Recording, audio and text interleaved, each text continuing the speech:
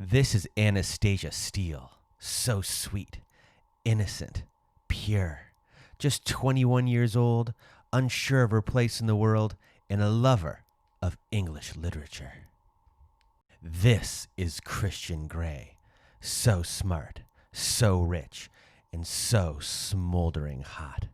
27 years old, adopted, knows exactly what he wants, and loves being a dominant in the BDSM lifestyle. And that's pretty much all we ever get to know about these two as they get involved in what will be the beginning of a beautiful toxic relationship that shows a lot of the hallmarks of abuse. Let's take a look at their first meeting, shall we? Anastasia is already taken by Christian's extreme hotness and power.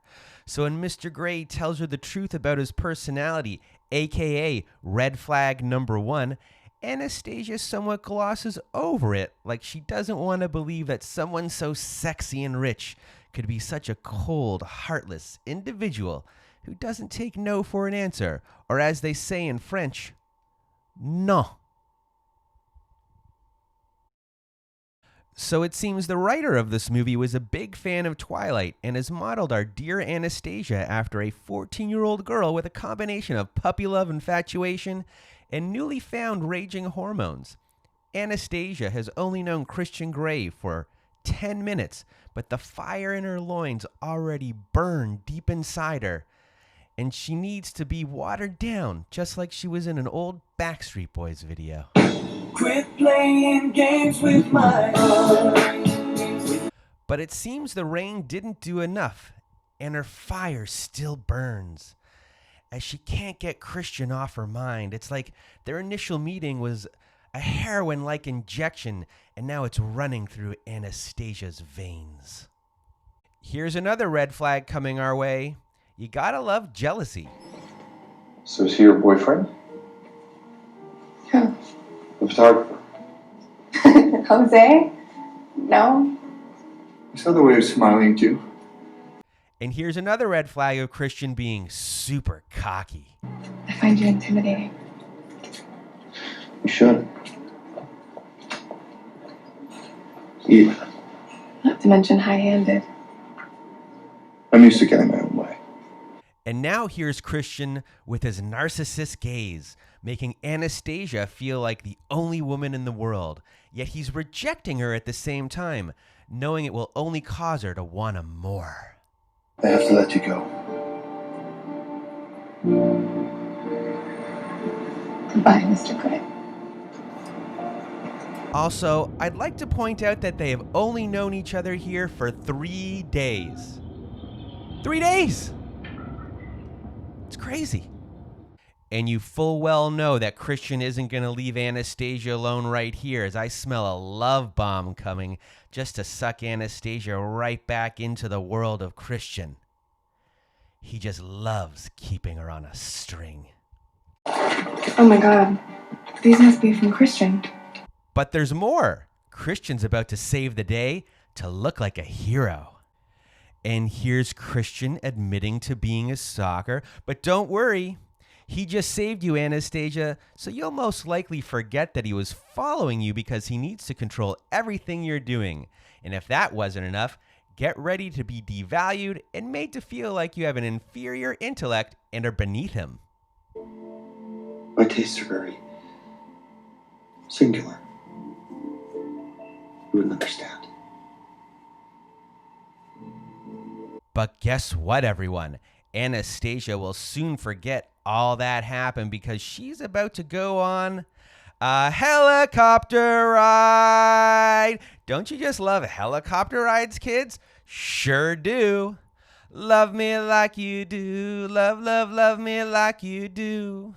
Love me like you do. Love, love, love me like you do. So let me stop right here and say Anastasia is 21. But in reality, she's been written as if she were a teen, and Christian Grey may be 27, but in reality, he's been written as if he were a much, much older, domineering man. He's now just taken Anastasia's virginity, and like most virgins, they have a certain attachment to the person they've slept with for the first time, and in this case, he's already hooking her into his controlling world. And to me, this is downright wrong. Plus, what's the thought here? Anastasia slept with Christian once, and she got her vanilla sex way. Now he has permission to beat her up, and she should be happy about that? It just all seems so wrong. Oh, here's one of my favorite parts. When these toxic lovebirds have a tiff about the toxic relationship rules, Christian just breaks into her apartment with a bottle of wine. I mean, you have to be pretty charming and be hooked pretty badly on a trauma bond to not completely be freaked out when a person you've known for a very tumultuous week just picks the lock to your home and waltzes right into your bedroom with zero repercussions.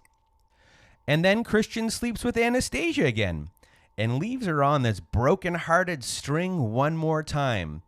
But knowing he has Anastasia hooked on his phonics, Christian smooths it over with another love bomb in the form of expensive gifts, just to make Anastasia forget about how shitty he really is. Now we follow up that love bomb with some light spanking. Christian gets a small taste of what he really wants here, and Anastasia feels like maybe this lifestyle isn't all that bad. However, deep down, it's really a power struggle, and Anastasia is losing herself, leaving her in a sad and confused state. Someone call for a restraining order because Christian can't leave Anastasia alone and shows up on her trip unannounced. This is stalkerish, controlling behavior once again. And then, in my opinion, the most disturbing part of the movie happens. Christian tells Anastasia that he was out with the older woman who sexually abused him when he was 15. And at first, Anastasia is upset, but when she finds out that the woman told Christian to chase her to Georgia, Anastasia was fine with the whole scenario. All of a sudden, this love story is condoning child sexual abuse, and in a way, because Anastasia seems like she's 14 years old, even though she's 21, it feels like this pattern is being repeated, with Christian's abuser encouraging him to do it, like a child sex abuse cult. But let's not think about that right now. You too, Anastasia. Why? 'Cause we're about to go on a glider ride. Fuck yeah. And throughout all this, there is some part of Anastasia that thinks he will change, like many victims of abuse do. So she allows Christian to give her a really thorough punishment, with her mindset being, I've changed him and he won't go through with hurting me. But unfortunately, Anastasia was still blinded by her bond and the love bombs, as Christian only thinks about his own needs, and Anastasia is rightly devastated and never wants to see him again. And she lived happily ever after. Even though I assume she got hoovered back because there was a sequel. However, for now, I'm pretty proud that Anastasia kicked that no-good Christian Grey to the curb like the abuser he is. Amen.